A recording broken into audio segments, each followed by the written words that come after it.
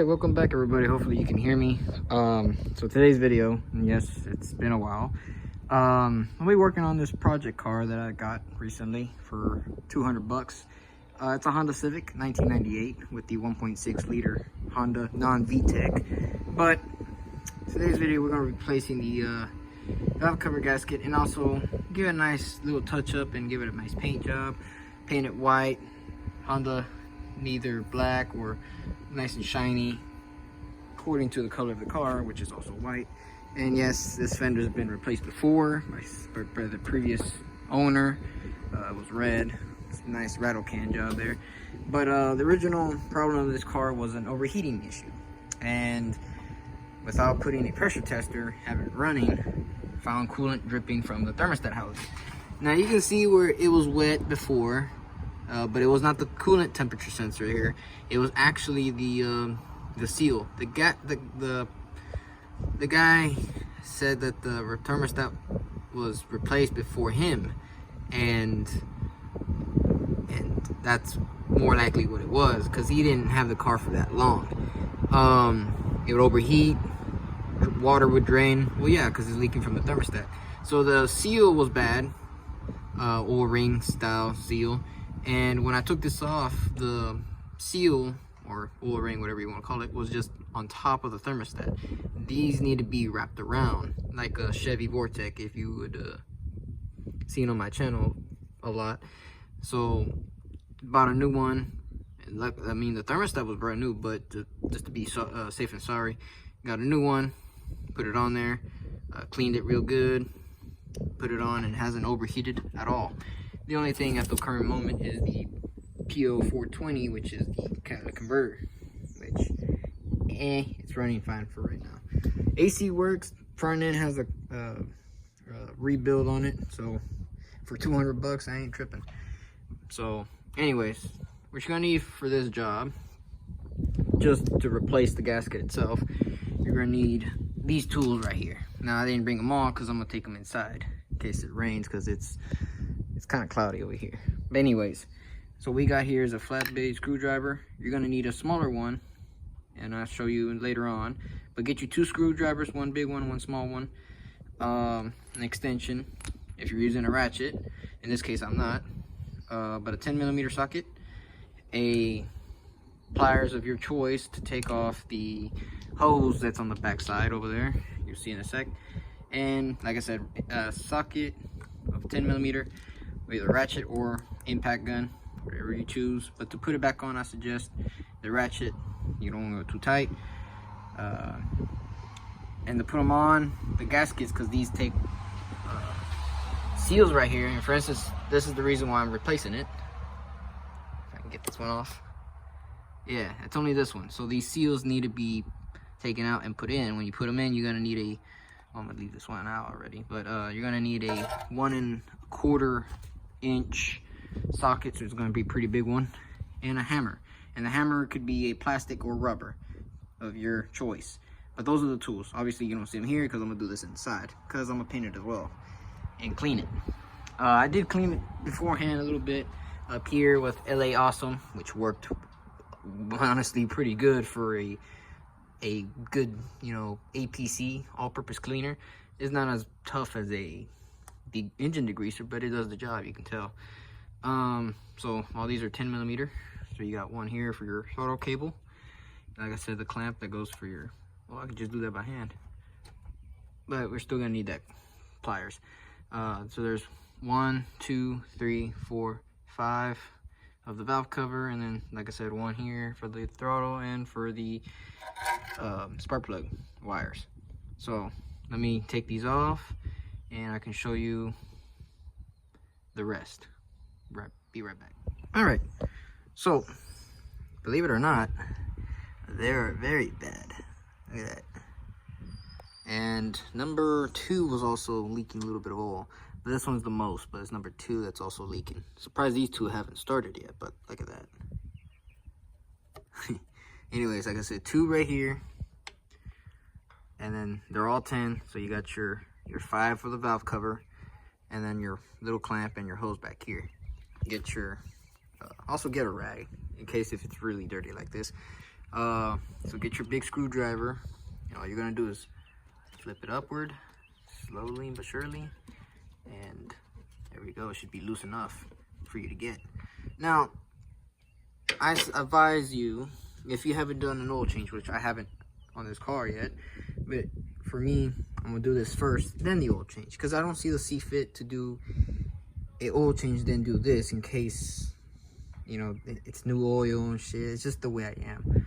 But it should be able to come up. Yeah. And I don't know if these also require a silicone on the corners, because I know some vehicles require that. Let's see. With one hand. Okay, maybe there we go. Oh, look at that. Nice. The gasket decided to come up by itself. Alright, not bad. For the mileage it has, not very bad at all. And I think I might add a little bit of gasket there on the thing there, especially right here.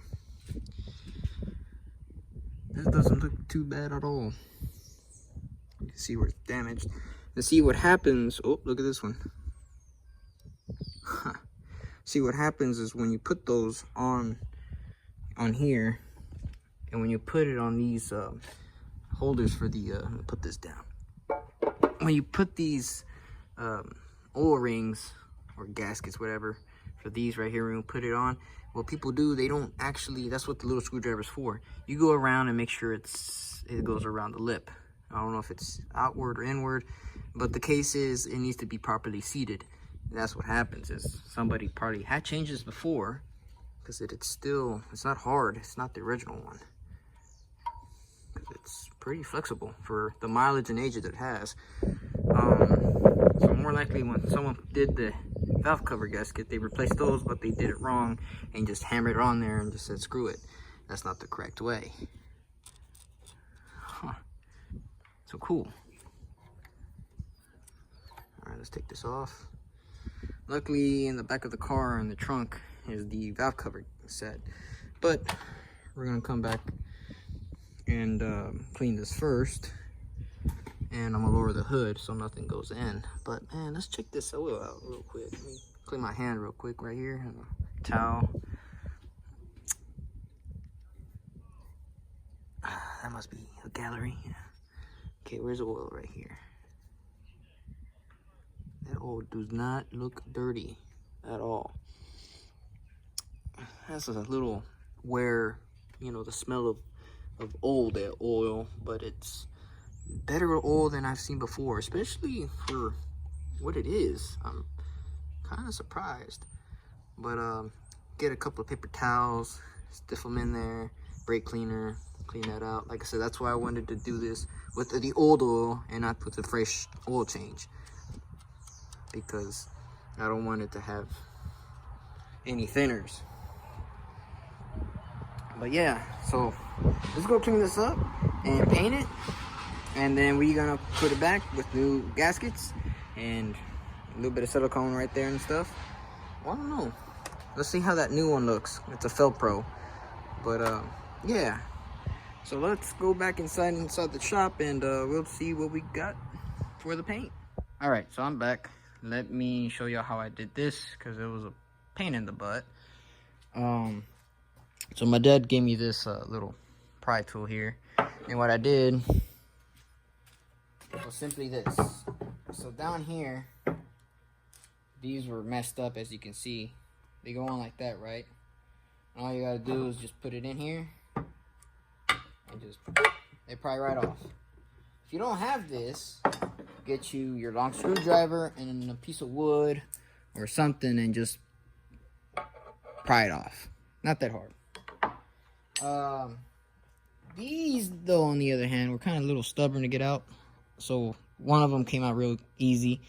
But to get these out, the rest of them out, what I did was simply put it at, for instance, like this.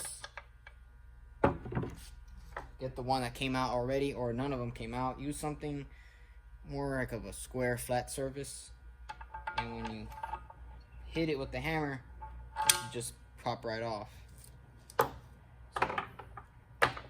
that's that. Pretty decent ish. I'll still give it a clean.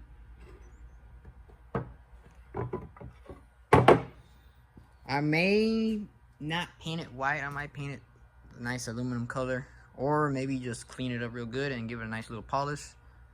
We'll see what happens, because you can see I just got my hands dirty, and the way it's just white was not a good option, and that's how I gotta keep it really clean. But like I said, if you want to do your own thing, that's up to you. I'm just showing you how I'm taking this apart, cleaning it, put it back together. So that's done. So, oh, my bad. The part number for the gaskets is that one right there, Honda 1.6. This is for 98. I know this is made in China. That one's oh, okay, I was gonna say that's misspelled, but that's in French. Yeah. So this kit also comes with those rubber grommets for those bolts over there. So I'm gonna have to figure out how those come out. If not, well, oh well. It is what it is, I guess.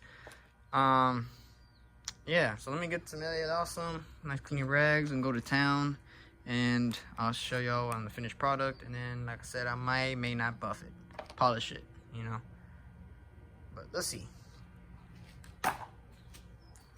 So bring y'all back with the final product. All right, we're back, and it's clean. And get this, I'm gonna grab one for example. So what you do, hopefully it'll focus. So this is the new one, this is the old one. Okay, they separated. I forced them to separate. What you do is you get you a utility knife, or like me, I got the hammer and this. Basically, it's the utility knife. This is this style. And what I did, I put it on the vise, or you can get the one that's already in the little thing, the metal thing, so you can do it much easier without risking cutting your fingers.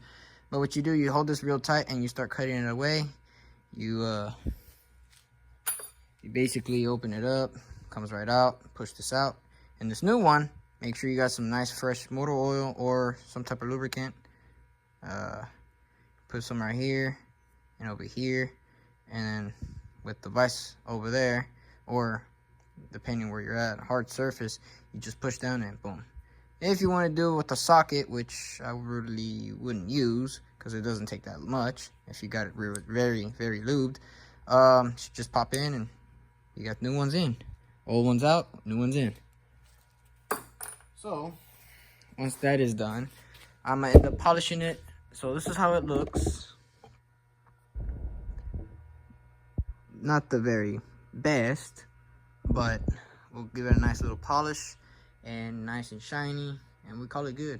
Because like I said, if I paint it any color, and this car is not a race car either, it's a daily driver, I'd rather it be kind of shiny. I can keep up with the polish. And paint, well, I gotta prime it, let it dry, and then paint it, and then maybe clear coat it. But like I said, if oil is gonna be around it, I'd rather not. And like I said, it's easier to clean with some brake cleaner, because even with paint, if I try to clean the oil off and it stains on it, it kind of but it goes both ways. So I decided to go a different route, and I'm gonna polish it and see how it looks, and hopefully y'all get to witness as well. So I'm gonna be using two different style of polishing compounds. I'll be using white diamond on one side, give it a test out, and then the blue magic. Do not sniff this. Don't be like me. Curiosity killed the cat. The mother's has a nice smell to it, and I figured this would. And when I opened it, sniffed it, whoo, knocked the wind out of you. Don't do it. Don't be dumb. And then I look in the back, it says do not smell, right? Sniff it. So yeah. So I'm gonna try 1 and 1, but this one is a good brand, what I've heard. I've been using this for years, so we'll see what happens. I might use both. 2 better than 1. Who knows? So you see how it is.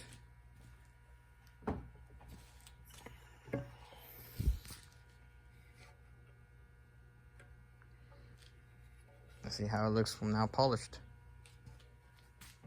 And plus, the backside, you won't be able to see it as much, but still, we got to do it right, do it all complete. So once I polish it, come back and show you all the aftermath. And then after it's polished, put these in. I don't know if I should put these in now or not. After I cut the video off, you'll know afterwards. But yeah, I think I'm gonna put them on first, and we'll go from there. So let me cut this again, and I'll show you all the end result of the polishing. All right, so there is the finished product. Now, it is not the best, but it is polished, as you can see, with some a little elbow grease. Did it by hand and then by power tool. And I'll tell you one thing, it's not like super shiny, but it is better than it was. I can't get into these crevices completely, but it is better than it was.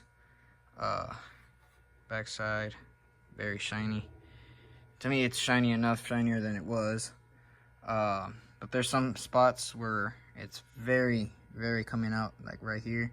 And there's some spots where you can tell, like right there, it needs some little attention. I think the D and the A are now shiny, but it's just these three mostly. So maybe later on, now that it will be on the engine and whatnot, every time I gotta clean my engine bay, I just, you know, give it a nice polish. And plus, the engine bay needs to be cleaned, like literally needs to be washed and detailed. So this is just going on for now, just to make it look good. But I will be doing a full detail on it, on the vehicle. So yeah. And I did end up putting the seals. Add a little oil around the inside parts to put it in. I used the rubber mallet and the 1 1/4 inch socket. Put them in nice and even. How do you know they're nice and even? Other than back here, you just look inside. Oh, my bad. You look inside, you see how it's all even. So you inspect all of them, and they're all even. So, yep. Now that's done. And also another thing, this is the new gasket. So I will not be needing any silicone on it. I don't know, I might add a little bit just to be on the safe side. Well, most videos I've seen, they don't add silicone, so, and that one didn't have any, so why add? Plus on the thermostat housing as well, I didn't need silicone, and it's been holding up some, so maybe no silicone on this one. But like I said, it would be nice if I could, but we'll give this a shot. So next thing you'll see is gonna be outside, and I'm gonna put this on right now. Put the oil cap back on. It's been even detailed. You can still see a little bit of dirtiness, or it's just stained. But it was very yellow. Now it's more white, unless that's oil. One of the two. But yep, let's put this back on. Let's also put these back on. Short ones go here.